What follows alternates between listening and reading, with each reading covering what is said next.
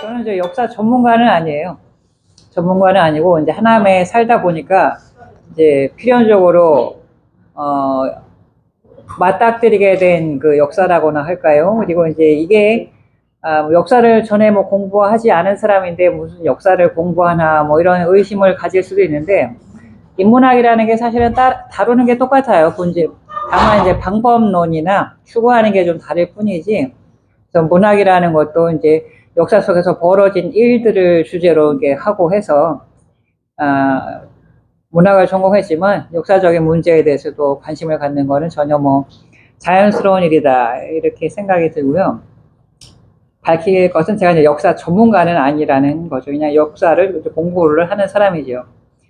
제가 무슨 말씀을 드릴까 하다가 역사를 도대체 어떻게 정의를 하나 이렇게 좀 찾아봤어요. 제가 이제 인상 재미있게도 이렇게 생각이 됐던 게 하나가, 역사는 이제 기만의 미시시피 강이다 이런 이야기를 하시는 분이 계셨어요. 미시시피 강 아마 미국에서 제일 길다란 강인데 거기에 이제 기만이라는 말이 들어가는 건 긴데 그 안에 이제 거짓 투성이 왜곡된 거 그것들을 이제 많이 들어 있는데 그것이 이제 올바른 역사인 것처럼 생각을 하는 사람들이 있다 보니 이제 이런 정의를 내리신 분이 있어서 제가 한번 물어봤더니, 이게 매튜 아놀드라는 19세기 영국 시도 쓰고 뭐 철학도 하고 이런 분이 이제 이런 정의를 처음 내리셨어요. 그리고 제일 유명한 역사에 대한 정의가 또 영국 사람인데, 카라는 사람이 역사는 현재와 과거의 끊임없는 대화다 뭐 이런 얘기를 했는데, 이 대화가 뭐야 뭐 궁금해 하실 거예요. 근데 역사라는 게 이제 끊어지면서 뭐 이런 새로 생기고 그러는 게 아니고 쭉 이어가다 보니, 그러니까 사람의 그 세상에서는 유사한 일들이 계속 반복이 되잖아요. 그러니까 그러면서 현재 내 앞에, 우리 앞에 일어나는 이 좀 낯설고 어색하고 이해하기 어려운 이것들은 뭔가 하면서 돌아다 보면 과거에도 유사한 일이 있었고, 그래서 과거를 들춰보고 하면서 이해를 하고 이러다 보니까 이런 정의를 내린 것 같다는 생각이 들어요. 독일 분은 또 역사는 뭐 실제로 일어났던 그대로를 서술하는 것이다라고 하는데, 사실 역사는 뭐 많이들 아시지만 뭐 승자의 역사니, 기록이라는 건 이제 살아남은 자들이 자기들 유리하고 자기들을 더 우호적으로 이제 나쁜 짓을 한 것도 포장해 가면서 기록하는 게 역사다라고도 이해들 하시잖아요. 그런 측면을 생각을 하다 보니 이분은 실제로 일어났던 그대로를 써야 하는 것이 역사다라는 이제 생각에서 이렇게 말씀을 하신 것 같고, 헤겔이라는 분은 이성의 자기 발전 과정이다 역사가, 요거를 지금 이제 우리 사회가 목격을 하고 있는 것 같아요. 그래서 저는 이제 대중들이 뭔가 알고 있어도 자기 의견들을 잘 표출을 못하고 그것으로 힘을 이루지 못하고 하던 시대에는 이제 대중이 이제 핍박받고 뭐 이런 시절이 많았는데, 이게 이제 교육이, 보통 교육이 이제 확대되고 하면서 그게 그런 이제 역사가 이제 바뀌는 거죠. 19세기까지만 해도 어떤 이제 그 정권을 뒤엎는다거나 하는 그런 일들, 시도가 엄청나게 많았지만 한 번도 성공을 못 했죠. 20세기 중후반부터 이제 그런 것들이 성과를 내는데, 지금 이제 이번 이 21세기 들어와서 역사가 이성의 자기 발전 과정이라는 것을 이제 증명해오는 지금 현재 그런 모습을 보이고 있지 않나 하는 생각이 듭니다. 근데 제가 이제 제일 그 훌륭하다고 하는 역사에 대한 정의는 단재 신채호 선생의 이제 역사 정의예요. 이분은 확고해요. 역사라는 건 비아라는 건 내가 아닌 대상, 아와 비아의 투쟁이다 이렇게 정의를 하시는데, 이런 이제 역사관은 이 한국 사회, 이런 사회에서만 나올 수 있는 이런 역사관의 표현이 아닌가 싶은 생각이 들어요. 그러니까 너무 많은 이제 갈등을 겪고 사는 국가잖아요. 어떤 나라든 뭐 다 갈등이 있지만 그런 걸 이제 실제로 눈앞에서 보고 겪고 하다 보니까 이 아와 비아의 투쟁이다라는 이 역사관이 이분한테 이제 새겨져 있었던 게 아닌가. 어쨌든 역사에 대한 정의가 이게 보면은 다 19세기, 18세기 이때 나와요. 그래서 최초로 역사에 대한 정의를 한 사람이 누군가 한번 이제 AI에 물어봤더니, 지난번에 가르쳐 주신 제미나이에 물어봤더니 안 나와요. 그러니까 이게 이제 역사에 대한 대표적인 정의고, 이제 나오는 게 이제 최초의 역사가는 뭐 BC 5세기경에 헤로도토스예요. 이런 해석이 나오는 걸 보니까 이 역사라는 것에 대한 생각이 이때부터 이제 사람들이 역사란 무엇인가, 역사를 올바로 뭐 이끌고 가려면 어떻게 해야 돼, 이런 게 이때 이제 생긴 것 같다는 그 제 판단인데, 아마 더 찾아보면 또 더 찾아봐야 할 것 같긴 하지만 어쨌든 아직 그 AI를 통해서 얻은 정보는 없어요. 이게 이제 역사에 대해서 한 정의로서 사람들한테 회자되는 정의가 이제 이런 게 있고요. 넘어가 보겠습니다. 하남에 있으니까 이제 알게 되는 역사가 바로 이제 한국 고대사의 한 부분인데, 우리나라의 역사책이 그 전에도 많이 이제 기록 썼다는 이야기가 나오는데, 이제 남아있는 거는 제일 오래된 게 이제 삼국사기예요. 물론 문제가 많은 역사책이기도 하지만, 그 다음에 이걸 가지고 쭉 이제 보다가 조선시대 뭐 안정복이라든가 이런 분들하고 다산 정약 의원님도 역사에 대해서 궁금해하고, 특히 궁금해했던 게 이제 그 고대 이제 우리 강토에 대해서 궁금해가지고 이제 역사책을 저술을 했는데, 이제 정약용님이 쓴 책은 아방강역고라는 책인데, 그것도 결국은 삼국사기를 토대로 해서 이제 자기가 찾아낸 거 좀 덧붙이고 새로 해석하고 이러는 것 정도예요. 어쨌든 이제 삼국사 역사를 우리나라 역사를 한번 좀 보고 싶으면 삼국사기로부터 시작을 하는 게 맞고, 그 다음에 이제 이게 너무 부족한 게 많으니까 이 신채호님이 이제 조선 상고사라는 책을 썼는데, 당군조선부터 여기도 이제 삼국말 고려, 그러니까 고려도 안 넘어가고 이제 고구려 망하고 삼국 통일 때까지를 이제 기록을 하는데, 이 책의 삼국사기를 읽고 나서 이제 가졌던 의문점 같은 것들이 조선 상고사에서 많이 이제 해소가 되는 아주 그런 훌륭한 그 저서를 남기고 가셨어요. 이분은 이제 일제에 이제 잡혀가지고 투옥하다가 위순 감옥에서 돌아가셨거든요. 해방되기 몇 년 전에.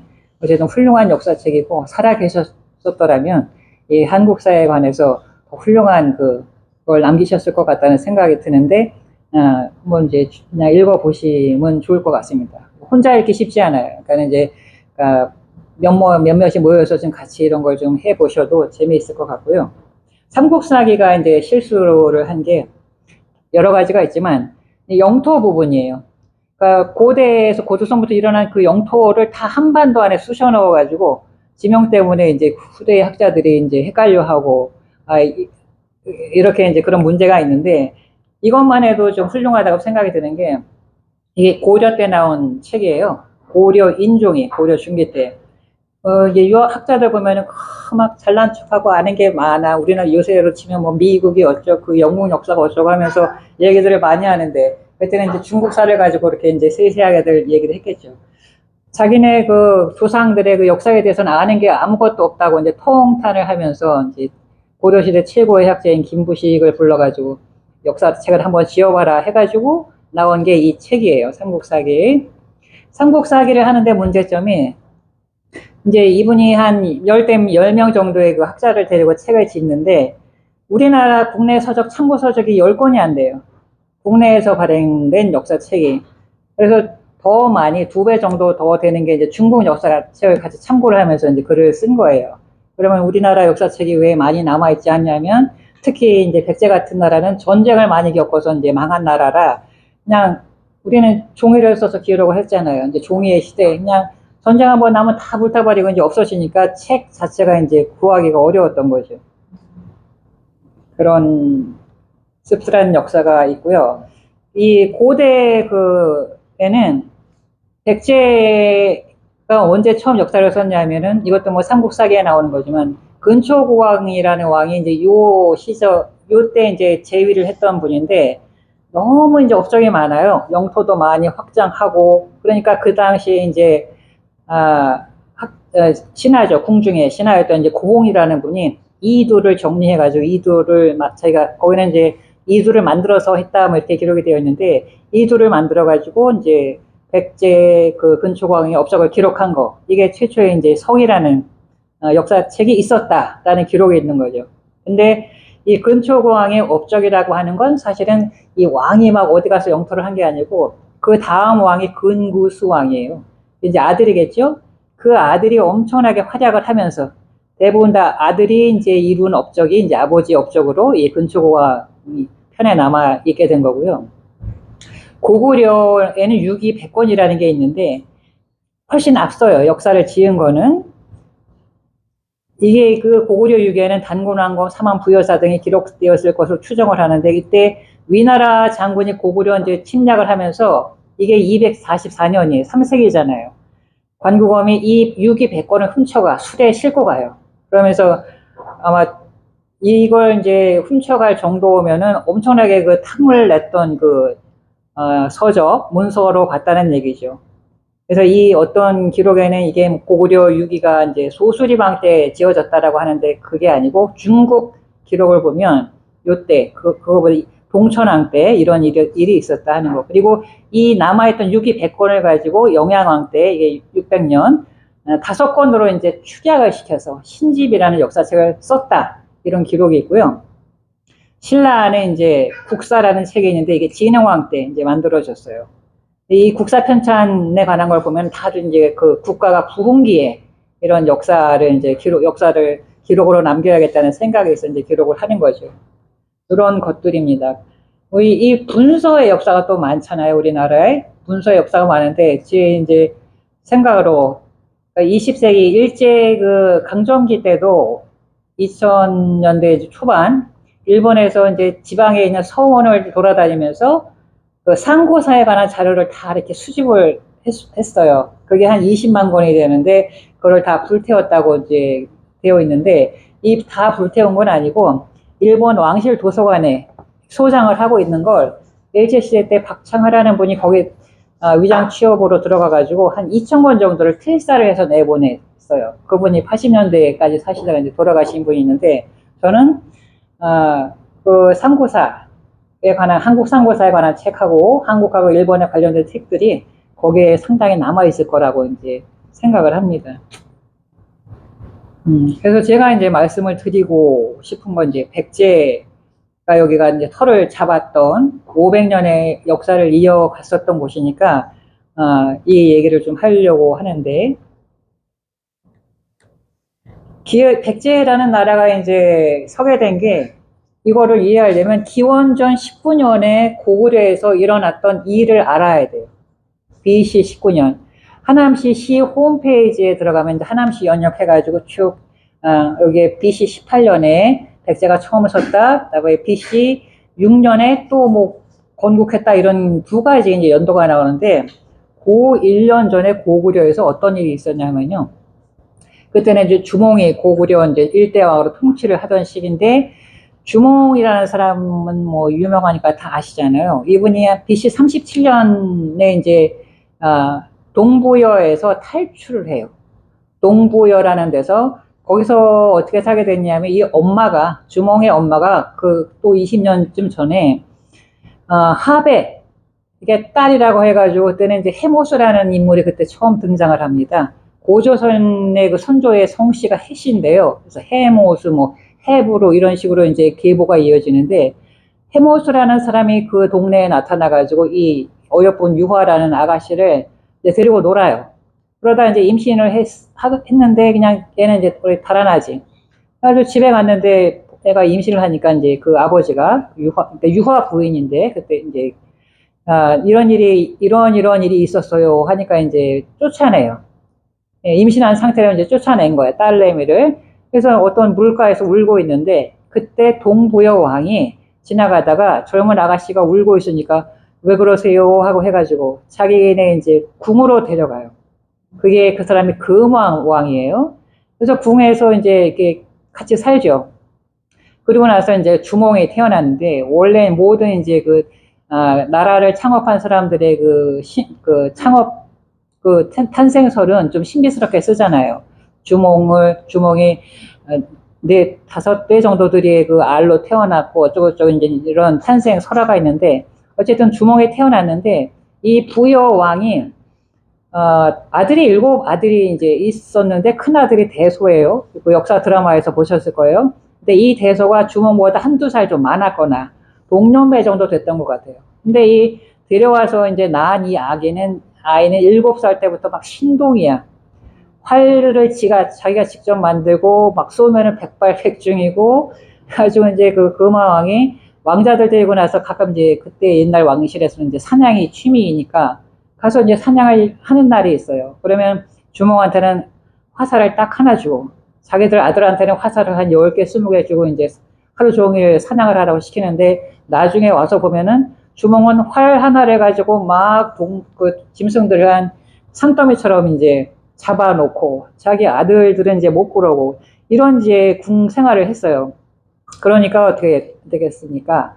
그 금화 왕의 아들들이 얘를 너무 시기해가지고 막 이제 몇 번 이제 이렇게 없애버릴 작정을 하다가 이제 그게 다 실패를 하는데 결정적으로 한 15살쯤 때 거의 20살쯤 돼가지고 드디어 이제 그쪽 왕자들이 얘를 가만히 놔두면 안 될 것 같으니까 자기 아버지가 이제 자기들 지키고 얘한테 왕위를 물려줄 수도 있잖아. 데려온 자식이긴 하지만. 그래가지고 이제 그 암살 음모가 있으니까 그거를 엄마가 알고 도망을 가거라 해가지고 이제 도망을 가요. 거기서 밤에 이제 탈출을 하는데 그때 이제 이미 이 주몽은 예시 부인이라고 결혼을 한 상태예요. 이 부인이 이제 그 임신을 한 상태인데 이제 그 상태로 그냥 도망을 나오는 거예요. 동부여를. 그래가지고 어디에 오냐면 이제 졸본이라는 나라에 오는데 거기에는 또 이제 졸본이 지금 지명은 이제 하얼빈이에요. 하얼빈. 졸본에는 또 가보니까 자기가 도착한 곳에는 딸만 셋을 데리고 있던 어떤 왕이 또 하나 있어. 연타발이라는 분인데 둘째 딸이 이제 결혼을 했다가 아들 둘 낳고 그냥 혼자 이제 와 있는 그 딸이 있었어요. 이 부인이 그 여자 딸이 이제 소선원데 그 남편이 이제 일찍 죽었죠. 그래서 그 연타발 왕이 보니까 엄청 이제 똑똑하고 막 믿음이 가고 막 마음에 드니까 이제 아들 둘 있는 그 연타발도 왕이었어요. 같이 이제 결혼을 시키죠. 그래서 창업을 하게 되는 건데, 그래서 나라를 이제 열심히 해요. 열심히 이제 한다는 건, 이 주몽은 그냥 그때 한 20살이고 21살이 있어요. 왕이 되었을 때가. 근데 자기는 아무것도 뭐가 없잖아. 제가 돈이 있으니까 그냥 자기 재능 하나 가지고 와가지고 후원을 받고서 내 나라를 세웠어요. 그러면 이 사람이 왕이 됐을 때 자신의 그 위치를 이제 공고히 하게 하려고 얼마나 이제 노력을 많이 했겠습니까? 여기저기 다니면서 전쟁도 더 벌이고 땅도 빼앗고 그런 노력들을 엄청나게 했어요. 그러다 이제 그 고구려라는 나라의 기반을 닦아놨는데 BC 19년에 이 유복사로 이제 알고 있었던 애가 이제 아버지를 찾아오는 거죠. 그때 이제 주몽이 자기 부인과 헤어질 때 칼을 하나 주고 반을 잘라서 이거는 갖고 있다가 아들이 나면은 나를 찾아오너라 하고 이제 맡긴 칼이 있어. 그걸 가지고 이제 고구려를 찾아온 게 BC 19년이고 그게 봄이에요. 그때 왔는데 이 주몽이 그 전에 일종의 계약 결혼 같은 거 아니에요. 여자의 이제 그 재산, 여자 집안의 전폭적인 후원으로 이제 고구려라는 나라의 왕이 되었는데 이 사람이 그냥 그걸 다 잊어버려. 역사책에 뭐가 나오냐면 당신이 이제 왕을 그만두고 결혼을 해서 2대 왕은 우리 비류예요.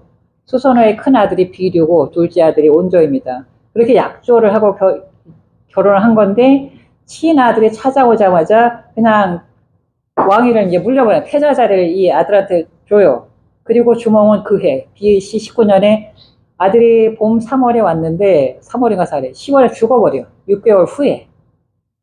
그러니까 이제 이 천둥 벌거 숭이처럼 살던 유리라는 그 유리왕, 2대 유리왕은 그냥 얼떨결에 고구려 아버지 찾아와가지고 이제 고구려의 그 왕국을 물려받게 됐죠.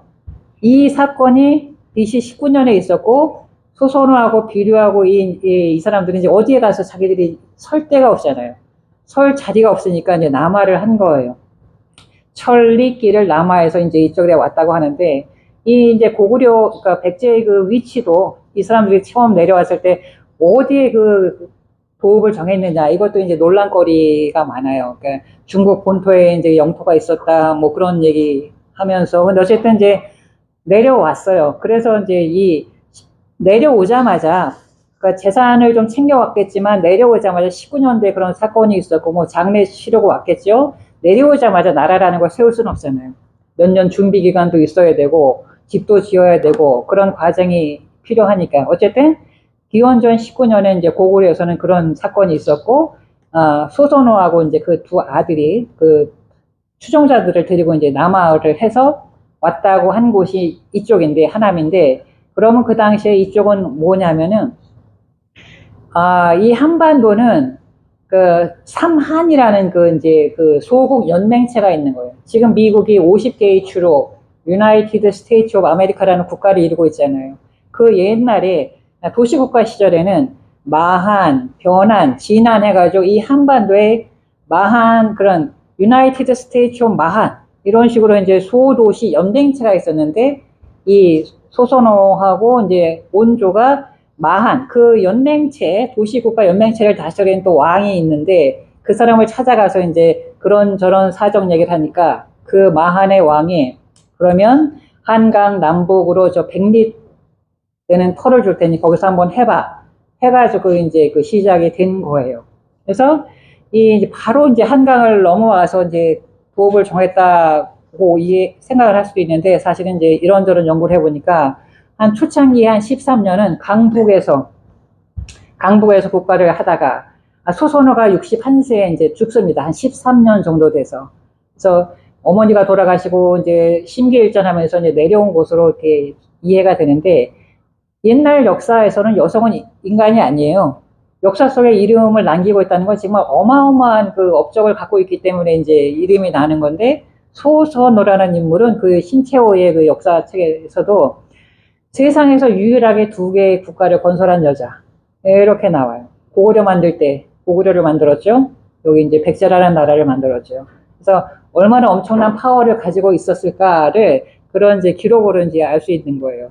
그래서 기원전 19년 고구려에서는 이제 그런 역사가 있었다는 거 하고, 이거는 이제 삼국사기 그 이제 백제 본기에 나오는 내용인데, 거기서 내려와서 뭐 이제 터 잡고 나라를 만들게 된 그런 내용을 적었어요. 아까 제가 이제 말씀드린 내용이 대부분이고, 이게 우리는 이제 한국의 그 국가 이름을 뭐 대한민국, 조선, 고려, 백제, 신라, 가야 뭐 이 정도로 알고 있지만, 이게 원왕, 원양, 모수, 상회, 이게 다 그 마한 54개국의 국명이에요. 이런 기록이 다 있었던 거예요, 옛날에. 기록으로.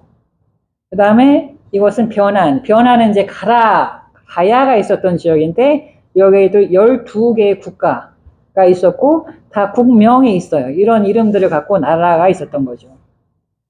그 다음에 이제 진한도 이제 12개국의 이름이 다 이렇게 나와 있고, 우리가 삼한이라고 하는 것은 이제 마한, 변한, 진한의 그 삼국, 소국, 연맹체 뭐라고 생각을 하지만, 사실은 삼한이라는 게 이 고조선부터 이어져 오던 그 정신세계, 통치 체계, 조직, 이런 것들을 표현하는 말이에요. 삼한 중에 이제 신한, 말한, 불한 뭐 이런 게 있거든요. 그래서 신한이라고 하는 게 최고의 왕인데, 옛날에 고조선 영토를 보면 그 중국 대륙부터 해가지고 영토가 어마어마하게 크잖아요. 왕 하나가 그 영토를 다 다스릴 수가 없어요. 그러니까 나라마다 수도가 3개야. 그게 삼경이에요. 삼경 중에서 제일 높은 신한, 제일 큰 왕이 이제 불안이라고 하는데, 그 왕이 있었던 것 같이 1수도, 그 다음에 이제 변한, 신한, 불안, 말한, 처음에 이제 있었던 그 세 우두머리는 그런 식으로 해서 삼한은 정치 조직, 그 다음에 사상, 그런 거고, 이제 그런 것들이 기억이 이제 고조선 망하고 부여 이어지다가 그것도 흐지부지해지니까 우리가 삼한이라고 하면 남는 게 이제, 이게 마한, 변한, 진한이구나. 이렇게만 이제 생각을 하는 거죠. 우리나라 사람들이 유난히 3이라는 숫자에 대해서 이제, 아낀다고 하거나 뭐 민감하다고 하잖아요. 삼한의 그 3자 때문에 이제 그렇게 기원이 됐던 것 같고요. 그래서 이제 그 주몽이 그 동부여를 탈출할 때도 친구가 3명이 같이 따라오고, 유리왕이 아버지를 찾아올 때도 친구 3이랑 같이 오고, 뭐 이런 식으로 해가지고 3이라는 숫자에 의미를 두는데, 그래서 이제 독립운동선가요? 그 33인의 이름을 적은 것도 거기서 연관이 있는 것 같기도 하고, 그 3의 이름이 남은 게 삼신할머니, 삼자도 이 뭐 연관이 있는 것 같기도 하고 다양하게 예, 이 3이라는 숫자가 의미가 있다. 3에 대해서도 좀 연구를 해봐야 되는데 어쨌든 이런 역사가 있는데 하북에서 한 13년 정도 백제가 처음에 나라를 다스리다가 소선호 어머니가 돌아가시고 다시 이제 남한으로 내려와서 우리가 지금 왕궁지라고 추정하는 곳도 있고 이제 그 역사를 이렇게 밝혀야 될 일들이 이제 우리한테 있다고 봐야 되죠. 이게 조선시대까지도 별로 왜곡이 없었던 것 같아요. 조선왕조실록도 보면은 정조실록이라든가 뭐 현종실록이라든가 선조실록 같은데 다 이렇게 남한산성이 온조가 세운 궁이라라는 기록이 나와요. 근데 그거를 이게 왜 왜곡이 됐냐면 일제강점기를 거치면서 일본이 자기네 고대사와 한국 고대사가 얽혀 있는 그 사실관계를 인정하고 싶지 않은 그런 마음, 그런 것 때문에 이제 왜곡을 엄청나게 시작을 하죠. 왜곡을 해가지고 그 조선사 편수회라는 역사 단체에서 이제 공부를 한 학자들이 해방 이후에 대학에서 이제 가르치면서 왜곡된 역사를 심어준 거예요. 그래서 저쪽에 뭐 풍납토성이나 뭐 이런 데가 이제 도성이었어라고 하는 건 그냥 고집을 하는 거예요. 이게 지금서 많이 좀 알아야 시민들이 역사 연구를 하시는 분들도 정신을 좀 차리고 이러지 않을까, 이런 마음에 좀 역사 유적지도 이제 답사를 하고 이런 활동을 하고 있습니다. 뭐 궁금하신 거 있으면 질문을 해주세요. 30분이라 올주 시간이 돼 가가지고 궁금하신 거 없어요? 전공이 네. 영어 연구를 할 때 네. 어떻게 역사에 그렇게 해봐? 아니, 그러니까 하남에 살다 보니까 이제 마주하게 된 거고, 인문학이 뭐 다른 게 없어요. 다만 연구하는 방식이 좀 다를 뿐이지. 그래서 이제 어차피 한글로 된 책 읽고 따져보고 뭐 하는 거라 누구나 역사 연구하면서 이제 역사에 대해서 해석한 지식을 갖거나 의문을 갖거나 하실 수 있습니다. 예. 네, 여기까지 하겠습니다.